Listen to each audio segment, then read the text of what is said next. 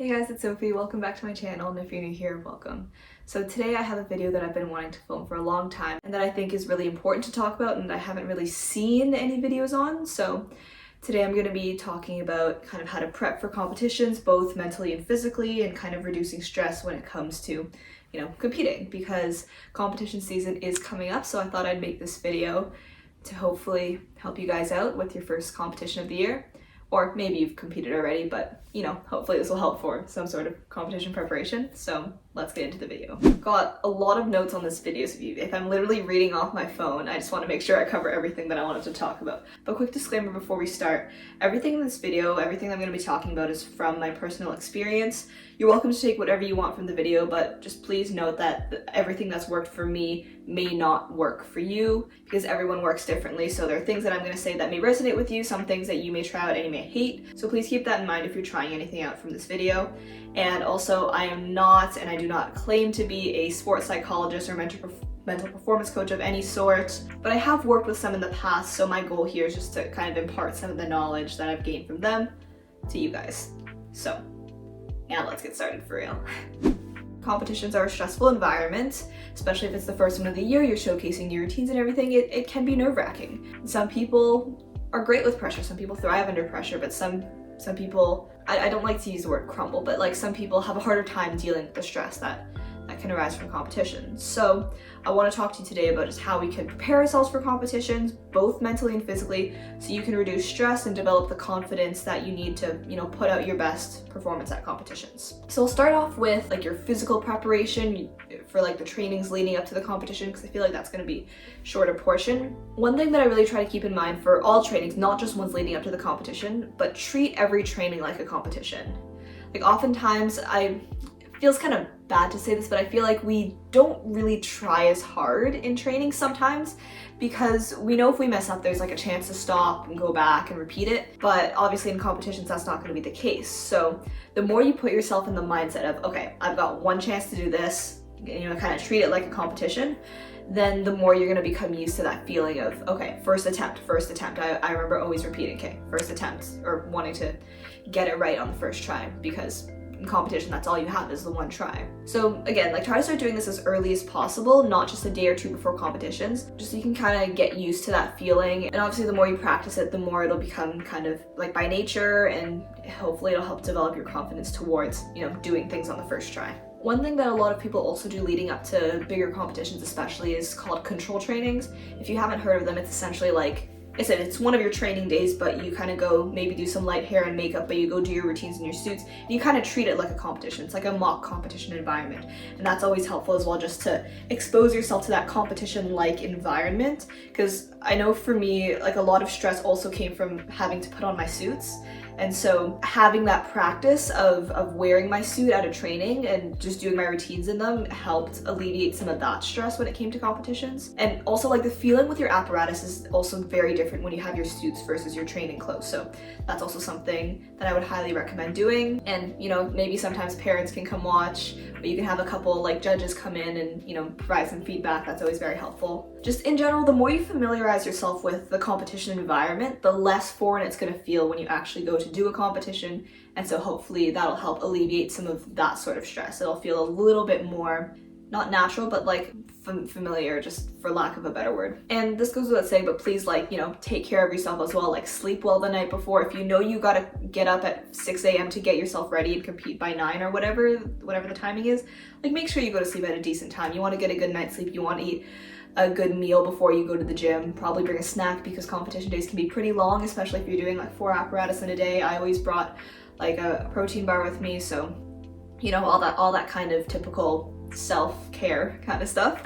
Please do that as well, just so that you're in the best like possible physical condition to compete that day. I had someone ask how many hours I spent training a week before a competition. So honestly, if it's like a smaller, more local competition, we don't change our training hours much. It's usually just like 4 or 5 hours a day, 6 days a week. So that didn't change. But obviously for bigger competitions like World Cups, World Championships, nationals type thing, you might want to increase your training. I think when we were competing in Europe, we would do 2 trainings a day. Like they would be shorter trainings, maybe three and a half hour trainings, but we would do 2 a day. I wouldn't say it's necessarily like you need to do more and more training leading up to the competition, but I feel like if you start preparing yourself early enough, you shouldn't feel the need to put in a ton of extra hours on the days like leading up to the competition, because you'll have been preparing for a long time. And I feel like it's a similar mindset to like preparing for exams. If you've planned out your studying well, then you don't need to cram the night before, but obviously if you haven't been doing that, then you might need to cram the night before, which is never fun. And with that, and with training as well, if you go pack on all the trainings like the few days leading up to it, you could burn out for competition. You could just be completely exhausted and not have the energy to make it through the day. So be mindful of that as well. Like for more important competitions, I would definitely suggest adding a couple extra hours here and there or an extra day of training, but definitely don't overdo it, especially if it's a smaller competition. You don't need to stress so much over it. Okay. Now I want to get into the big part in terms of like your mental preparation, because I find that mental preparation is just as important, if not more important, than your physical preparation. I feel like a lot of people say like your abilities or what you've been working on, all your training it only makes up about 50% of your performance. The other 50% comes from that mental preparation. I'll just share a couple like tips and strategies that I use to, you know, kind of mentally prepare myself before competitions. Some of the routines that I went through, because I'm pretty superstitious. Like I like to stick to a very specific routine before competition, so I'll share a little bit of what that consisted of when I was competing. The biggest thing that I started when I was pretty young, I would say like novice age, my coach encouraged me to do it, and I did it from that competition to like till the end of my career. And honestly, I still do it now. Even though I've been retired for like a year and a half, I still do it. It's imagery, like visualizing your routines. I cannot recommend this enough. I think it's played such a huge part in how I prepare for competitions. It's part of just like my daily routine now, even like having retired a year and a half ago, because I think it's really, really important to be able to see yourself doing a good routine. If you can't see yourself doing a good routine, then kind of how are you actually going to do that? For me, what that imagery consisted of was the night before, like when I'm lying in bed, I'll put in like my headphones or something, play my musics in my ears, and just visualize my routine, like visualize myself doing a clean routine. And I do it like in the order that I'm competing in. That's kind of just for me. You can do it, you cannot do it, it doesn't really matter. But I think having that image of yourself doing a clean routine in your mind is so important. And then I also did it on the way to the gym. I listened to the routines again, go through them, and then right before I go on, when I'm on deck, so while the person before me is going, I go to the back and I do like a speed run through my routine. Like it's still the same kind of imagery, but it's just a lot quicker, so I can, you know, talk to myself after that. But those are kind of like the 3 stages where I do that visualization. And I don't know, I feel like that it's really, really helpful. And I think I stuck with that technique for a good like 6 or 7 years, so most of my competitive career. Because I remember specifically there was one competition when I was a junior. I was doing my visualization right before I went on. I was like that last stage. And for some reason, I just couldn't visualize myself doing this one movement properly. It was like an MG balance, but I kept dropping the ball. And I don't know why. It just like, I was trying to visualize it, but I couldn't. And then sure enough, when I went on the carpet, I did that movement and I dropped it. I think the mental imagery can be very powerful, and I would highly recommend it.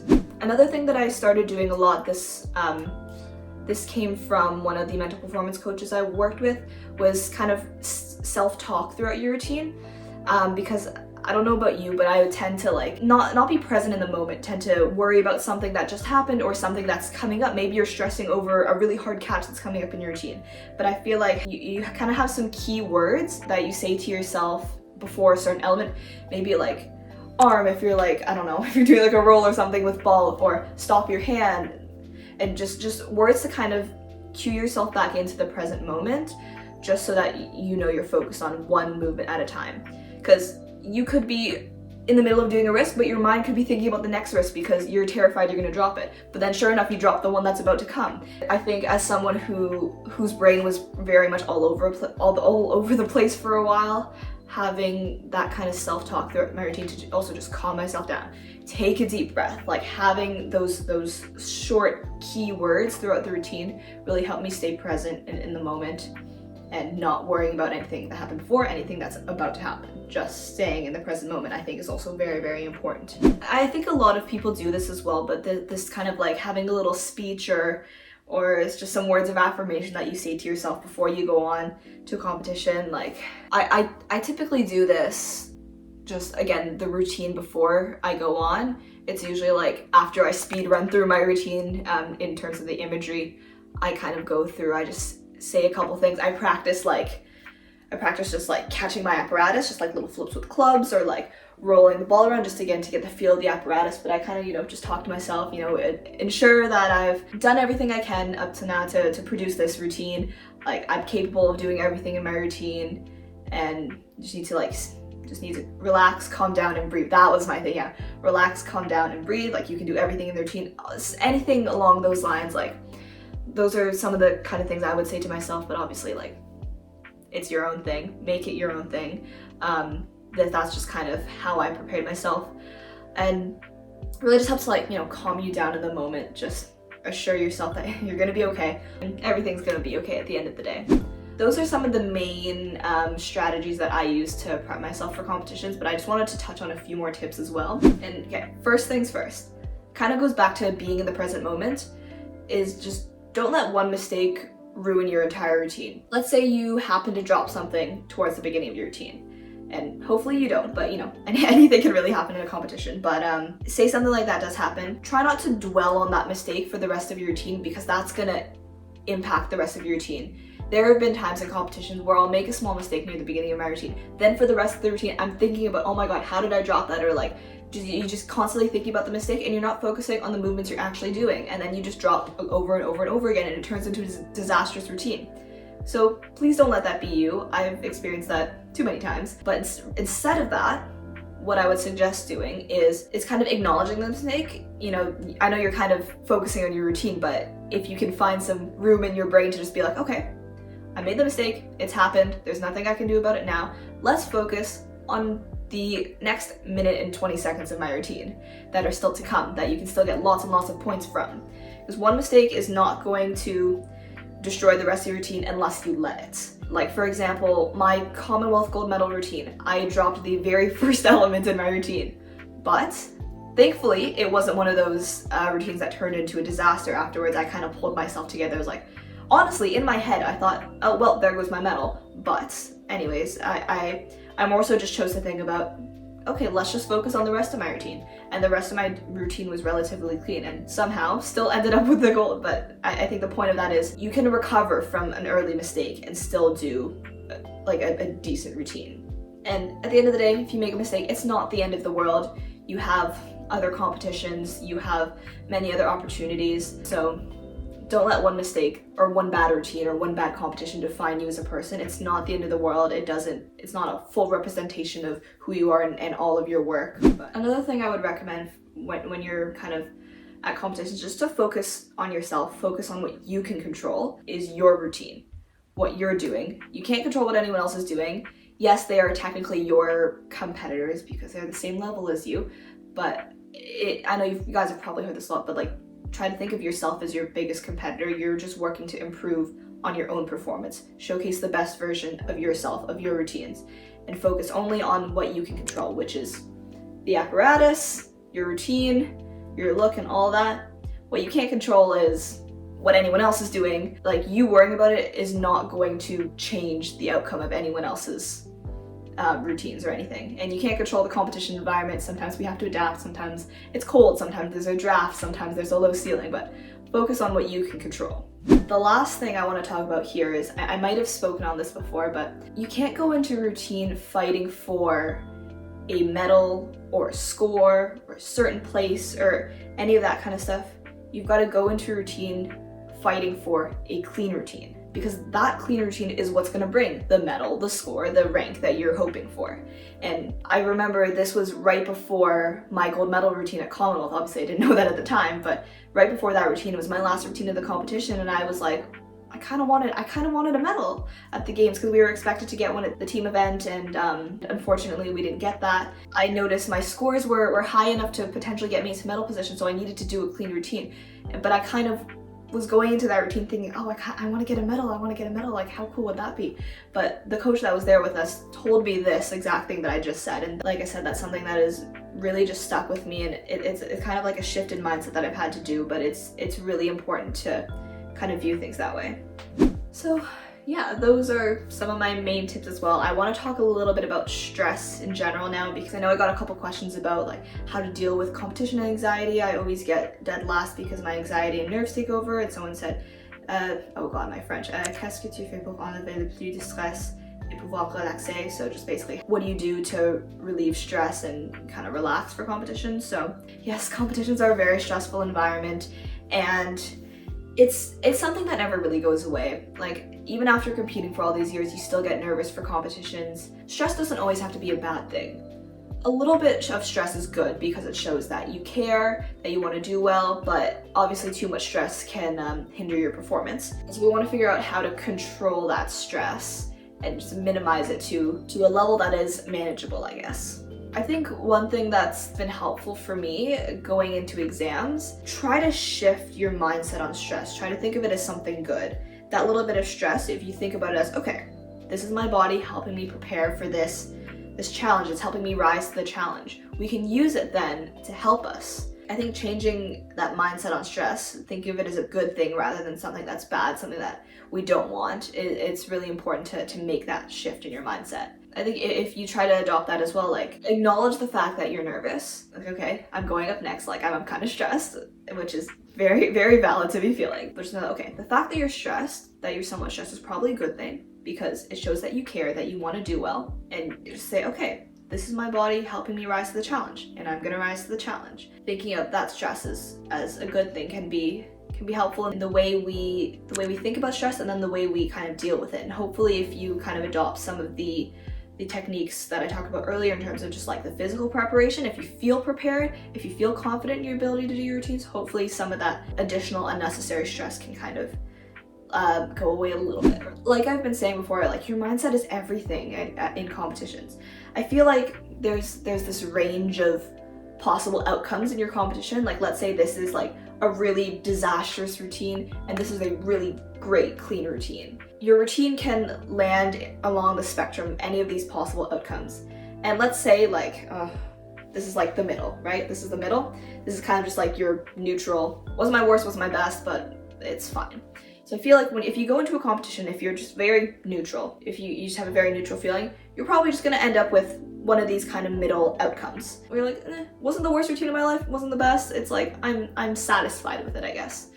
But if you go into a routine where you're very overwhelmed, very stressed, and you're not confident in your ability to do it, I feel like the spectrum of outcomes shifts this way. Okay, now the best you can do is probably just gonna be doing a mediocre routine, and then worst case scenario is a disastrous routine. So I feel like if you go in with a negative kind of mindset, that limits your possibilities. Whereas if you go in with a positive mindset, you feel that good stress, you're calm, you're confident in your ability to do everything in your routine. You can shift the outcomes, the possible outcomes, to the better side of the spectrum. If you're going in with a good mindset, maybe your worst case scenario is going to be a mediocre routine, or a routine with a couple drops, which is like not disastrous but not great. But then your best case scenario can be like the most perfect routine you've ever done in your life. And a clean routine is a lot more likely, I feel like. This is something that no one's really told me about this, but it's something that I've just kind of seen in my experience and kind of developed just from, I don't know, from experience, from thinking too much about this. But yeah, I think our mindset is a lot more powerful than we think. So going into your competition with a more positive mindset can help increase the likelihood of you doing a routine that you're at least satisfied with. So I think that is everything I wanted to talk about in this video. I hope this video was insightful or helpful in some sort, and maybe there's a technique or two that you could implement into your own competition preparation routine and all that. Again, this is just my experience, so everything that's worked for me may not work for you, but I encourage you to try out new techniques because you could find something that you really, really like. And also, I encourage you guys to comment down below if you have any strategies to reduce stress or how you guys prepare for competitions, because I'd love to know and I'd love to learn about the different ways that everybody's been working, everybody's preparing. Because I also find that some of these techniques are not just helpful for gymnastics competitions, I think they can be applicable to any kind of stressful environment in your life. Like for example, like I've been mentioning, I use a lot of the techniques that I use to prepare myself for competitions now for my exams at university. So I feel like if you guys have any tips as well, I'd love to learn more, because I definitely still get very stressed for exams. If there's one or two things you guys can take away from this video, it would just be like the importance of your mindset, how powerful that can be in dictating where along the spectrum of good to disastrous routines you fall in. You're basically kind of like taking care of yourself, start familiarizing yourself with the competition environment, and be very present in the moment at competitions. And I think the biggest thing, like I mentioned before, it's one thing goes wrong, it's not the end of the world.